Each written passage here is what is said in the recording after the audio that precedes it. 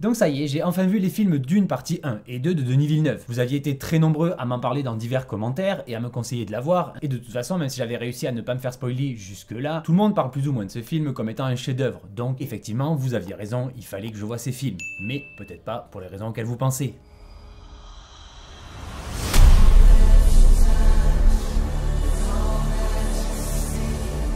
Déjà, pour commencer, pour vous remettre un petit peu de contexte, quand j'étais ado, jeune ado, on m'avait offert en DVD, presque je crois version collector ou un truc comme ça, la version David Lynch de Dune. Et il se trouve que j'avais pas du tout apprécié. Et j'en profite pour envoyer une pensée à David Lynch qui vient de nous quitter il y a à peine quelques jours. Mais à l'époque, j'étais probablement pas le public. J'avais trouvé ça à la fois kitsch, mou, écrit avec beaucoup d'emphase, enfin dans mon souvenir en tout cas, parce que je l'ai pas revu depuis, hein, donc ça va faire 20 ans ou plus que je l'ai pas vu. Mais ouais, je l'ai jamais revu, je l'ai vu une fois, ça m'a largement suffi et j'ai jamais vraiment accroché à l'univers, et c'est ce qui a fait que j'ai eu du mal à me laisser tenter par Dune en 2020, le premier Dune donc de Denis Villeneuve.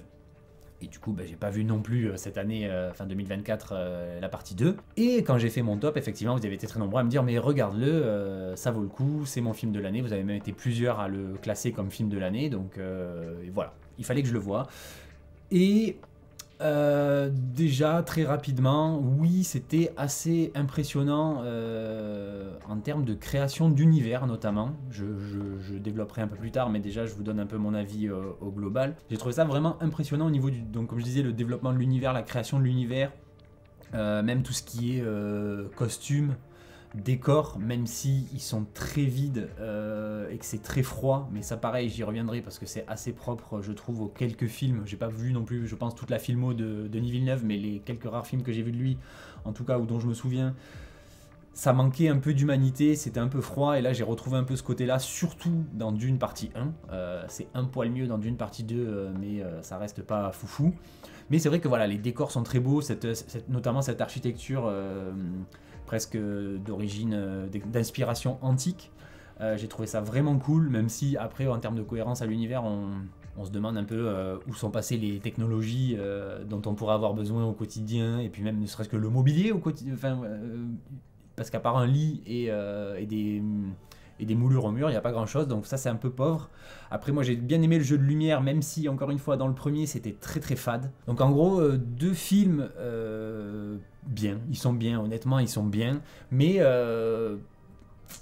je sais pas si je les qualifierais de chef-d'œuvre ou de film de la décennie comme j'ai pu le voir dans certains commentaires ou l'entendre dire en dehors, mais voilà, des films assez sympas. Donc pour commencer très rapidement, vous connaissez les films donc je vais pas vous refaire l'histoire, mais en gros Paul Atreides qui débarque sur Arrakis, la planète qui s'appelait autrefois Dune. Ensuite on a des histoires avec donc de pouvoir, que ça j'ai bien aimé cette partie là pour le coup de l'histoire, tout ce qui est pouvoir et tout, enfin politique. Et en même temps on a ce côté avec les Fremen qui sont un peu plus mystiques, un peu plus en communion avec leur environnement et tout, donc ça c'est vraiment pas mal, comme je disais, création d'univers vraiment très intéressante.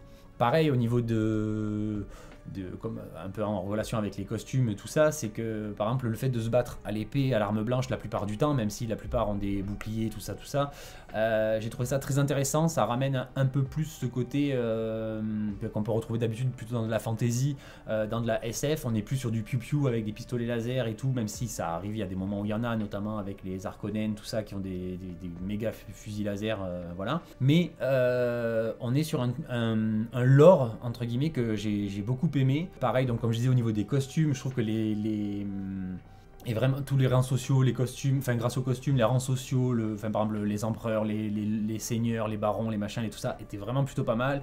Chaque ethnie est bien représentée, et ça j'ai trouvé ça vraiment cool. Mais pour en arriver au là où moi j'ai vraiment eu un souci, c'est au niveau de la narration en elle-même, de l'histoire qu'on essaye de me raconter. En fait je me suis plus passionné pour l'univers, à essayer de comprendre un petit peu tous les trucs avec les Bene Gesserit, avec l'empereur, avec tout ça. Même un peu les mythologies entre guillemets, le fonctionnement, la culture Fremen et tout, parce que l'histoire en elle-même, je l'ai pas trouvée passionnante dans la manière dont elle nous a été racontée, notamment le premier film. Honnêtement, Le premier film, je l'ai même vu 2 fois pour être sûr de ne pas avoir raté un truc parce que et les 2 fois, je me suis endormi ou je suis passé à ça de m'endormir parce que c'est lent, c'est mou. Comme je disais, c'est assez froid, ça manque d'émotion, même s'il y a 2-3 moments un peu épiques, badass, qui se veulent entre guillemets épiques ou badass. Ça reste très mou, notamment au niveau, donc, comme je disais, émotion, chaleur, un peu d'humanité. À l'image, au final, des décors, les personnages, ils sont très peu... Ils sont bien caractérisés dans le sens, ils sont bien exposés, tous. Même les personnages secondaires, par exemple, Jason Momoa, dans le premier qui fait du Jason Momoa, on comprend très vite son personnage, on comprend que c'est un gars bien, courageux, avec de l'honneur et qui est ouvert d'esprit puisqu'il a compris et accepté les coutumes des Fremen pour faire un espèce de pont. Ok, on a compris, sauf que derrière, le gars, quand il discute par exemple avec Paul, c'est pour sortir des banalités. Enfin, il y a beaucoup de moments comme ça, même dans le 2, où quand les personnages se parlent ou disent un truc, c'est vraiment juste pour faire de l'exposition en plus de l'exposition, donc ça c'est un peu dommage. Ça manque vraiment je trouve, de force au niveau des émotions. On a des personnages auxquels on s'attache, heureusement, hein, évidemment, même si moi, par exemple, je suis pas hyper fan ni de Zendaya, qui est très bien, il n'y a aucun souci, mais je suis pas un over fanboy de Zendaya, ni de Timothée Chalamet. Pour moi, c'est du Osef, voilà, il est bien, mais sans plus. Et pour le coup, je trouvais que, même s'il était plutôt pas mal, et par exemple que son évolution entre les 2 films, notamment dans le second film, est assez intéressante en termes de jeu, en termes de mise en scène, entre guillemets, c'est pas mal. Sauf que le problème là, avec lui, par exemple, c'est bon, déjà, je trouve qu'il est pas hyper crédible en Messi, hyper badass, alors qu'au début, on nous l'a présenté comme un gamin capricieux, et là, pour le coup, ça lui allait mieux. Le problème, du coup, avec ça, avec cette transformation, par exemple, dans ce cas-là, c'est le rythme, c'est qu'en fait on a des longueurs où il se passe pas forcément grand chose pour nourrir du lore ou même pas pour faire juste des beaux plans. Bon, après par contre, ouais, Denis Villeneuve il s'est gavé, il a fait des plans magnifiques, il a filmé du sable avec du vent au ralenti, donc rien que ça voilà, c'est magnifique. Non, en vrai, il a perdu beaucoup de temps, je trouve, à nous faire des beaux plans. Après, il y en a qui sont très sympas, notamment moi j'ai bien aimé tout ce qui était plutôt plan large, même si c'est assez vide, mais justement cette espèce de majesté de la nature, je trouve que c'était plutôt bien représenté, le fait que Dune, enfin Arrakis, soit un monde désertique, mais vraiment désertique, genre quand on voit une souris au tout début du premier film, c'est un miracle, c'est la seule bestiole qu'on va voir à part les vers des sables quasiment, et 2-3 insectes qui bouffent un cadavre à la fin du premier film, quoi, ou du deuxième film, pardon. Et du coup, j'ai trouvé que ouais, ça manquait un peu d'intensité, et à l'inverse justement de ces plans très larges que j'ai bien aimés parce qu'ils étaient assez majestueux et tout, on a beaucoup de plans serrés, autant sur du sable, comme je disais, filmés au ralenti, avec du vent pendant 30 secondes, avec un peu de musique, et puis c'est tout, même si la musique...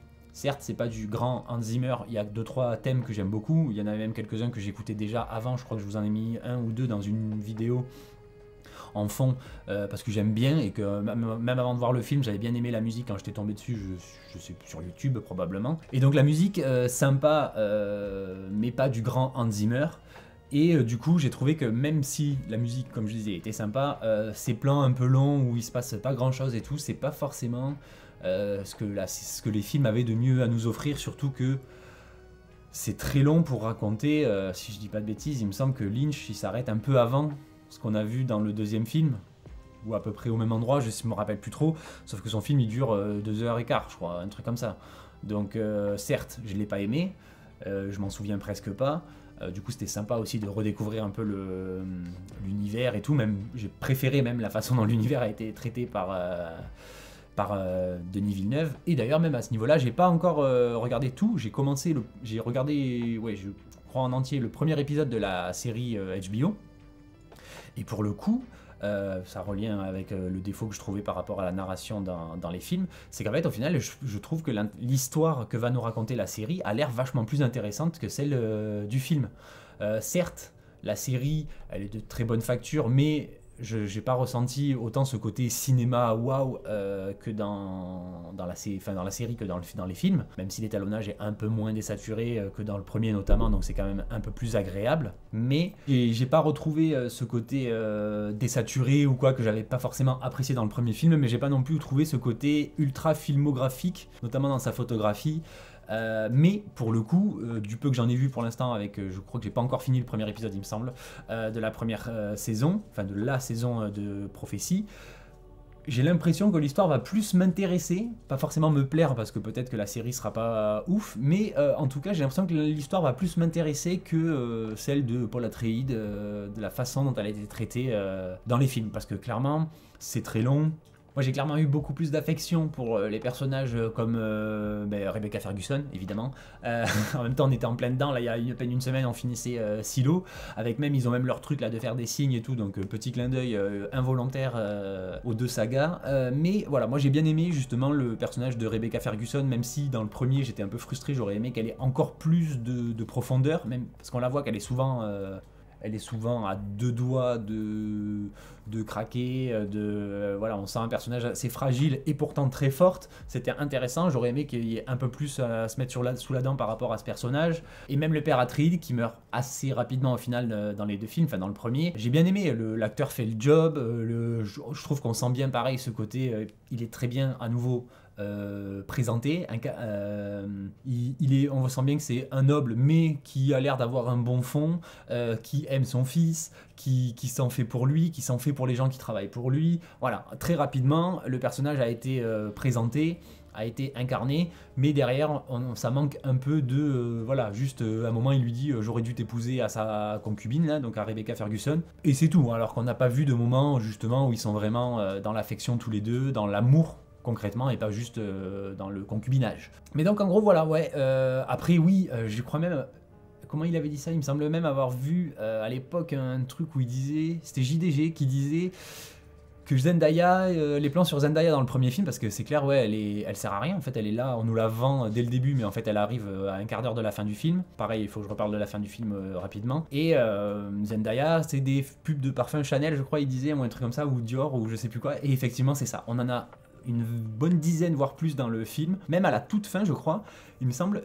quand enfin Paul et sa mère sont avec eux, avec les Fremen, ils partent sur ils marchent sur du sable, sur une dune, et Zendaya se retourne en mode normal, et juste quand il la regarde, bon c'est pour montrer genre il a un reflash de sa vision ou que sais-je, mais c'est trop, enfin c'est bidon, et d'un coup on a un reflash de 1 ou 2 secondes où elle est à nouveau en mode Yves Saint Laurent ou que sais-je quoi, pub de parfum. Au final j'ai dit toutes les marques sauf peut-être la bonne, mais bon voilà.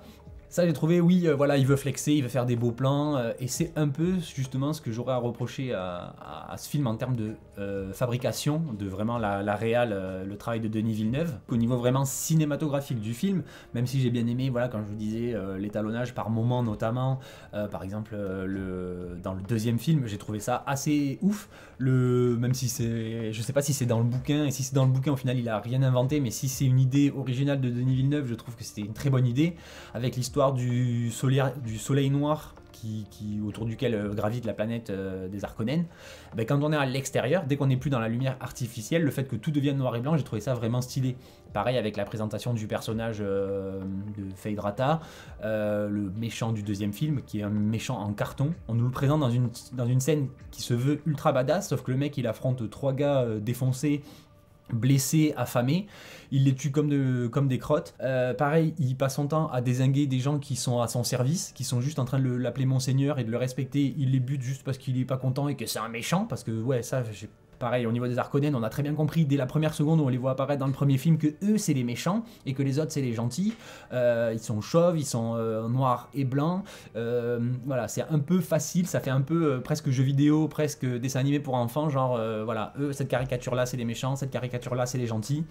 Ceux qui ont les yeux bleus c'est ça, enfin voilà, c'est un peu enfantin mais ça fonctionne.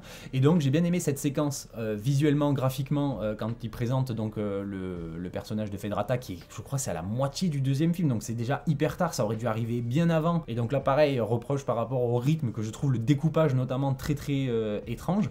Et donc ce personnage qui est censé être ultra charismatique et un des gros antagonistes des films et ennemi donc de Paul Atreides, c'est un peu le boss final là de ce deuxième film, et il est là pendant 30 minutes dans le film, et il sert à rien. Le mec, il arrive, par exemple le coup de... Ouais, je digresse avec les incohérences parce que ça m'a un peu saoulé aussi.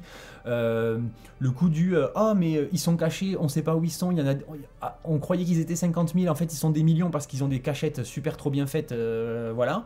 Et puis l'autre, il se fait poutrer, du coup son petit frère ou je sais pas quoi, il arrive et lui il connaît la position de toutes les cachettes ultra secrètes où se cachent les Fremen. Pourquoi? On sait pas. Comment? On sait pas. C'est juste, voilà, il faut avancer et tout. Alors que tout le reste a pris des plombes pour des trucs pas forcément intéressants, même si, voilà, tout ce qui est lore et tout, comme j'ai dit, c'est ce que j'ai préféré moi dans les films parce que ben, c'était intéressant de se dire ah ouais, ça fonctionne comme ça. Par exemple, le coup du avec l'espèce de prêtresse, je sais pas quoi, qui s'occupe de récupérer le jus bleu là. Voilà, quand elle avec le bébé vert et tout, la scène est cool.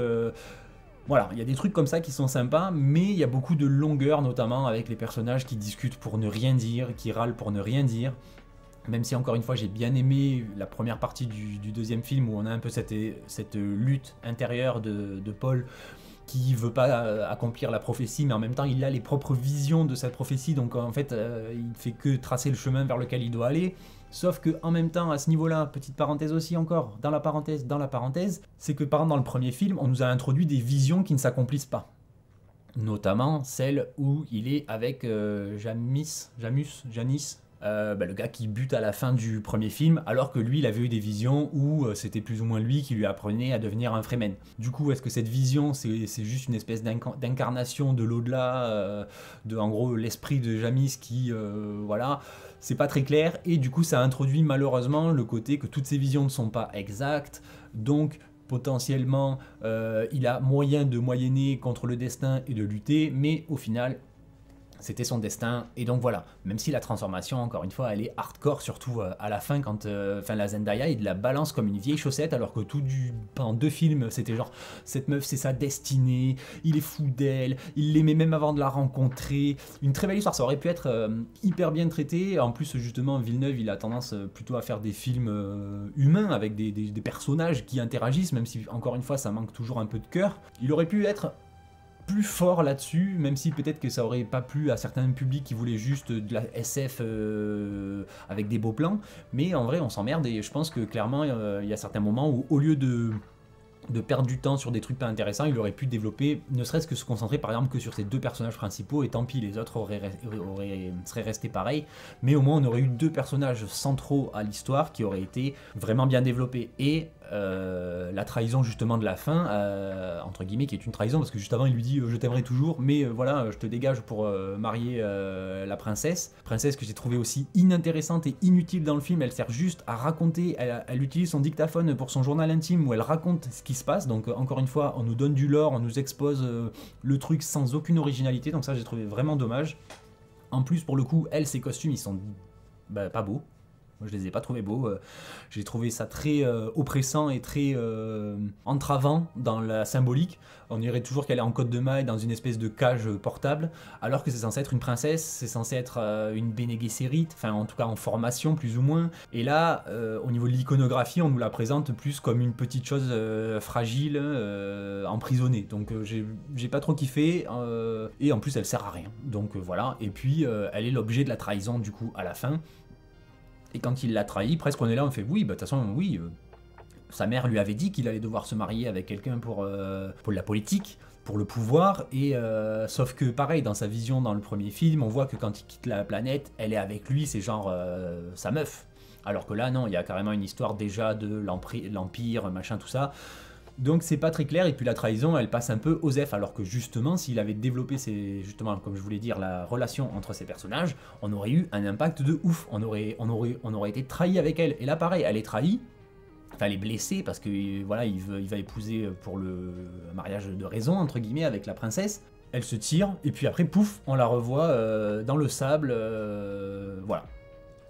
Genre on la voit pas partir en pleurant, on la voit pas, je sais pas, se remémorer une conversation, on la voit pas, il y a même pas un petit montage parallèle ou j'en sais rien, où lui on le verrait monter vers la gloire, où ça y est il en peut plus tellement il est pété de pouvoir, et elle à l'inverse qui s'éloigne pour montrer la scission entre les deux. Enfin, j'ai trouvé que la mise en scène, pour le coup, au sens propre du terme cinématographique, elle était un peu pauvre en termes notamment d'émotion.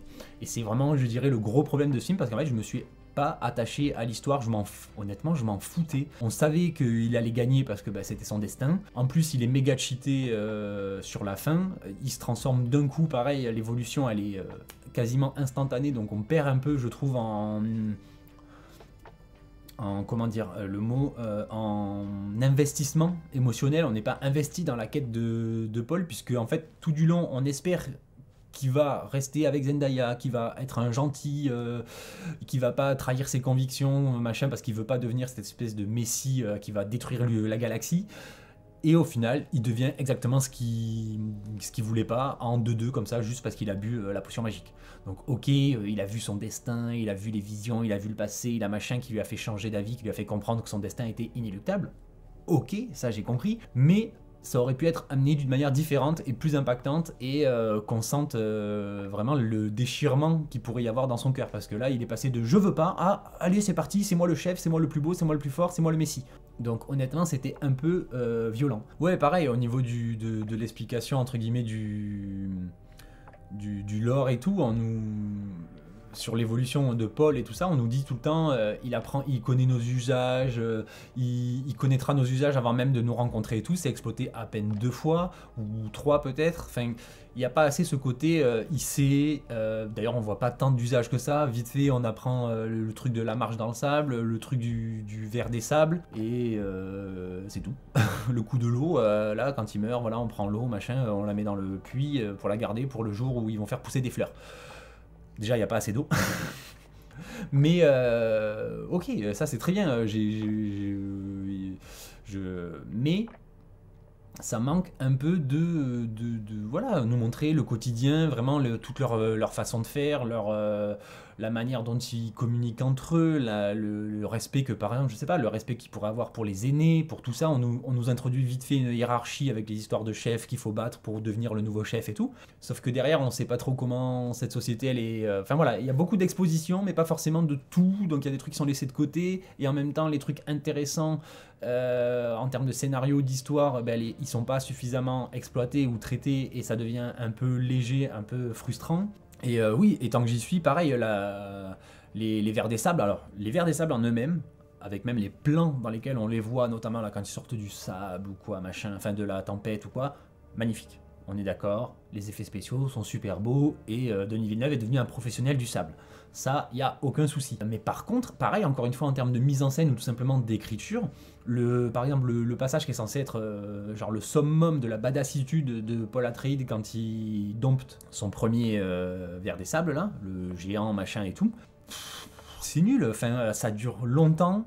En plus, il n'y a pas de truc épique, le cadrage il est assez basique, on est toujours assez éloigné du personnage, et on voit pas de plan non plus d'ensemble vraiment, à part à la toute fin quand il est sur le ver des sables. Voilà, en plus il y a même une espèce d'incohérence, je trouve, c'est que le ver des sables il a beau être très grand, entre le moment où le bout de son nez tape la dune et le moment où Paul réussit à s'accrocher dessus, il est passé 5 fois le ver des sables. Il a beau être très long, il est passé 10 fois. Donc il est au mieux, il a accroché au bout de sa queue, à la fin au bout du ver des sables, et après juste on le voit, il est comme tous les autres, genre on va dire sur le cou du ver des sables, sur le dos, sur les épaules du ver des sables à peu près en termes de proportion, et il ride le truc, alors que normalement il devrait être à 100 km tellement ça a mis des plombes et tout. Donc pareil, cette scène qui aurait dû être méga épique et badass, je l'ai trouvée un peu foireuse. Comme toutes les scènes au final où il devait y avoir un peu d'épique et de badass, c'est toujours un peu foireux. Notamment, justement, j'en viens à presque peut-être le pire truc en termes de mise en scène, notamment de direction d'acteurs et tout, à croire que presque il n'avait pas de chef de file ou que sais-je. Les figurants déjà qui sont très peu présents, et surtout les scènes de bagarre. Dès qu'il y a de la bagarre, c'est chorégraphié avec le cul, on dirait un débutant. Et même moi j'ai bossé avec des cascadeurs débutants, semi-pro, voire professionnels et tout, et bien même des semi-pros qui font ça pour s'amuser, qui s'amusent à chorégraphier des films d'action, de bagarre et tout, ils font ça mieux, ils font ça avec plus de soin et tout. Donc est-ce que c'est qu'ils avaient pas le temps, qu'ils ont fait ça à la fin? Est-ce que c'est juste que Denis Villeneuve il connaît rien à la bagarre et qu'il sait pas faire ça, ou qu'il aime pas ça et que du coup il a mis ça pour contenter les gens, mais qu'en vrai c'était pas son délire? Peut-être, hein. Peut-être, parce que quand on voit le film, on se dit que vraiment il avait envie de faire une carte postale, un truc hyper artistique, hyper presque scolaire. Alors qu'en vrai, ça l'est pas du tout, c'est magnifique. Mais enfin, c'est magnifique, c'est du très bon boulot. On est très loin du truc scolaire, mais dans la construction, on sent vraiment que il a suivi un cahier des charges, un truc assez basique, plan large, plan serré, contre-champ, champ, contre-champ, plan large, plan moyen. Enfin bref, voilà, c'est assez fade, assez classique dans son montage notamment, et dans les angles de prise de vue.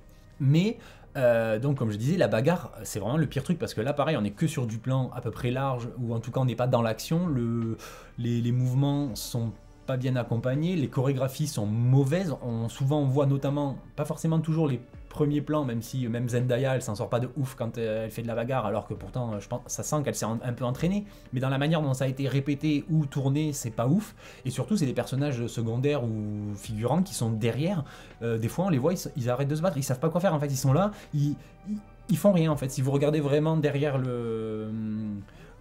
les personnages principaux, il y a des figurants qui ne font rien. Ils sont face à face, et ils ne se tapent pas, ils se regardent. Et du coup, c'est vraiment frustrant, et du coup, ça casse un peu l'immersion. Surtout que la bagarre avec les épées, dès le début du film, on nous vend ça, du premier film, on nous vend ça en mode ça va être badass et tout, quand on voit Paul s'entraîner, machin. En plus, le côté, comme je disais, épée dans la SF, ça peut être vachement intéressant, tout ça. Pareil, le coup des boucliers qui est censé protéger, au final il protège de pas grand chose, puisque quand ils se battent après au corps à corps, ils se tuent pareil, donc en vrai ça n'a pas grand chose à part pour protéger justement des armes à distance, mais presque personne s'en sert, donc les boucliers sont plus là pour faire joli que pour vraiment servir à quelque chose. Et ouais, et du coup, dans la finalité de ces scènes de bagarre, c'est surtout qu'on n'a pas de grandes scènes épiques de combat, ou par exemple dans le premier film, le moment qui aurait pu être justement le climax, et qui pour moi le film aurait dû s'arrêter là et ne pas garder cette conclusion là de 30 ou 40 minutes à la fin qui était hyper longue et qui je trouvais cassait le rythme, où justement Paul et sa mère vont rejoindre les Fremen et qui se bat contre Jamis et que machin, tout ça, qui rencontre du coup Shani, machin. J'ai trouvé ça pareil, ça m'a saoulé, j'ai trouvé que ça a cassé le rythme, alors que finir sur un climax avec la base des Atreides détruite, les Atreides tous morts et eux en fuite, ça aurait été une super intro pour le deuxième film. Le deuxième film aurait commencé sur eux seuls dans le désert, boum, ils tombent sur les Fremen, et voilà, et ça s'enchaînait avec un rythme en exponentiel, en montant vers un climax. Alors que là, on monte vers un climax qui est foireux, parce que la bataille, on la voit presque pas, les Atreides se font poutrer comme un rien et tout. Puis ça redescend, ils s'enfuient une première fois, puis ils reviennent, puis ils se re-enfuient. C'est long, c'est pas intéressant. Enfin, j'ai trouvé ça un peu pas intéressant, clairement. Et donc voilà. Et pareil, dans le deuxième film, ils nous font à nouveau le coup. On a un climax qui arrive avec une bataille qui est certes très belle en termes d'effets spéciaux, l'explosion de la montagne, les nuages, les vers géants, les machins, les trucs. Pouf, on claque des doigts, c'est terminé, on est dans le palais, Paul arrive, il tue le baron Harkonnen, il blablate avec l'empereur, puis ensuite voilà, c'est terminé, on se retrouve au final, et voilà. Donc où est la grande scène de bataille, où est le truc, parce que pareil, moi on m'a dit... il faut le regarder, c'est l'équivalent presque du Seigneur des Anneaux en SF et tout.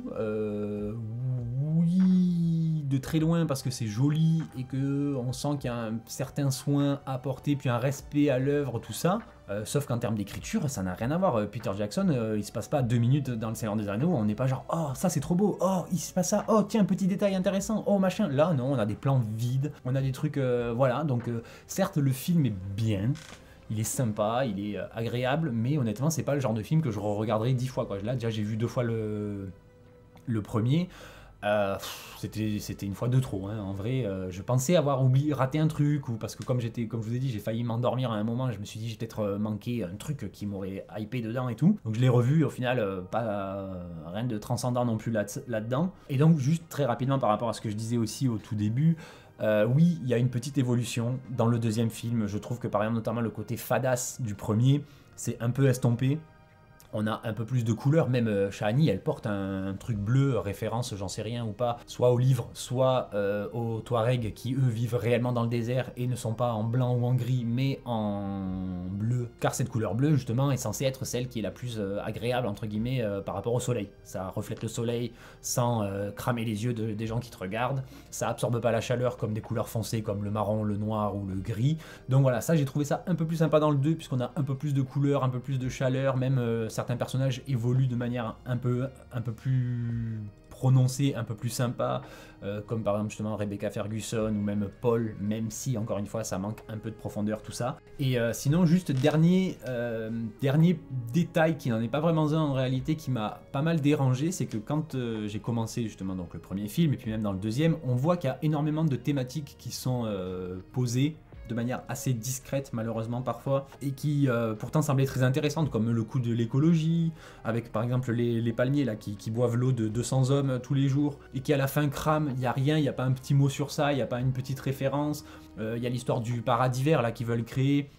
D'ailleurs, c'est pas très compréhensible parce qu'à la fin, il dit emmène les Fremen au paradis, et eux, qu'est-ce qu'ils font? Ils montent dans des vaisseaux pour aller défoncer des gars, alors que leur paradis, ils sont déjà dessus, ils ont juste à mettre de l'eau ou j'en sais rien. Ils veulent que Dune devienne verte. Donc pourquoi aller faire la guerre alors que, enfin bref, du coup, pas hyper cohérent non plus là-dessus, même si je suis sûr que dans le bouquin, si jamais c'est construit à peu près comme ça, il y a du sens. Mais donc, ouais, toutes ces thématiques comme donc l'écologie, le colonialisme, même tout ce qui est famille, tout ça, c'est des thématiques qui sont posées là. Et puis c'est tout. Par exemple, le colonialisme, pour le coup, il y avait pas mal de trucs à dire, avec justement les Fremen qui au final ont une technologie par exemple de ouf, alors que déjà on sait pas d'où elle sort. Mais ils ont une technologie de ouf comparée à... Enfin pour en tout cas vivre sur la planète, comparée aux colons, qui eux comprennent rien à leur culture. Par exemple, j'ai trouvé ça assez drôle personnellement quand Paul est avec Shani et qu'elle lui apprend, entre guillemets, qu'elle a perfectionné, on va dire, son marché du sable, là, sa danse du sable, et qu'elle lui dit il faut faire comme ci, comme ça, et lui, il est là, il fait ah, mais les anthropologues que j'ai lus dans mes bobines machin, ils disent que... Non, ta gueule. Elle est du peuple, elle a grandi là, elle sait mieux que tes anthropologues de merde, tu vois. Et du coup, c'est exactement la même chose que ce qu'on a pu avoir sur plein de sujets en histoire depuis toujours, hein. C'est même arrivé cette année là avec l'histoire de Yasuke. J'en parlerai pas plus dans cette vidéo, mais si ça vous intéresse, je pense en parler dans quelques jours parce que j'ai un petit truc qui bouillonne, donc j'ai un petit peu envie d'en parler, surtout que là les previews sont sortis, donc ce sera l'occasion. Mais bon, bref, d'ailleurs dites-moi en commentaire si ça peut vous intéresser. Mais donc voilà, j'ai trouvé que malheureusement il a posé plein de thématiques qui auraient pu être hyper intéressantes, donner un peu plus de profondeur, de sous-texte, un peu plus de tout ça, et j'ai trouvé que c'était très vaguement amené et très vaguement développé, voire pas du tout. Donc ça, j'ai trouvé que c'était assez frustrant, surtout que comme si vous me connaissez déjà de la chaîne, vous savez que je suis assez friand de tout ce qui est sous-texte, petits messages cachés, psychologiques, sociologiques, etc. C'est mon délire, donc j'avoue qu'à ce niveau-là, j'ai malheureusement été assez frustré. Mais donc voilà, des films intéressants. Je pense, je vais peut-être enchaîner sur la saison d'une prophétie, voir, parce que ce que j'ai vu du premier épisode avait l'air vachement intéressant, donc je vais me plonger dedans. N'hésitez pas à me dire en commentaire justement si vous avez envie que je vous fasse une vidéo, même si elle sera du coup très tardive comme celle-ci, sur la série. Ce sera peut-être l'occasion d'en discuter aussi dans les commentaires, même voilà, mais pas de spoiler s'il vous plaît dans les commentaires parce que je ne l'ai pas encore du coup regardé.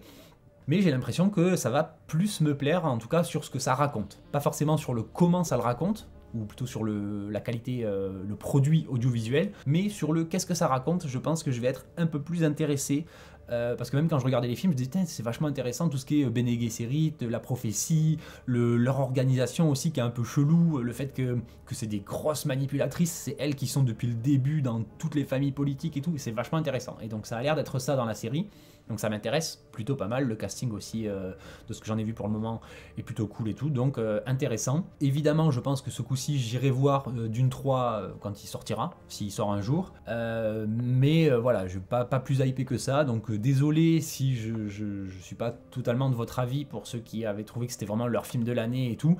En même temps, je peux vous comprendre car en 2024, il n'y a pas non plus de grosses dingueries hallucinantes, et c'est vrai que à ce niveau-là, ça fait tellement longtemps qu'on est habitué à des trucs juste moyens ou faits un peu à l'arrache ou avec tous les autres problèmes polémiques dont on a déjà pu évoquer ou pas sur la chaîne. On est toujours un peu, on sait pas trop comment apprécier un film, si on va réussir à l'apprécier et tout. Et c'est vrai que celui-là, au moins, il a au moins cette honnêteté d'y aller quoi.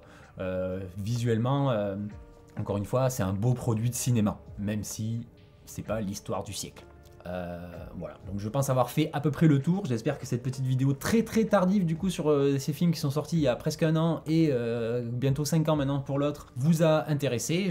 N'hésitez pas à me dire en commentaire du coup, encore une fois, quel est votre avis vous sur ces films là et donc sur la série, si elle mérite elle aussi le détour sans spoiler encore une fois. Merci à vous de m'avoir suivi jusque là, pensez à vous abonner également, un petit like si la vidéo vous a plu et sur ce je vous dis à très vite sur Anakaland. Bye.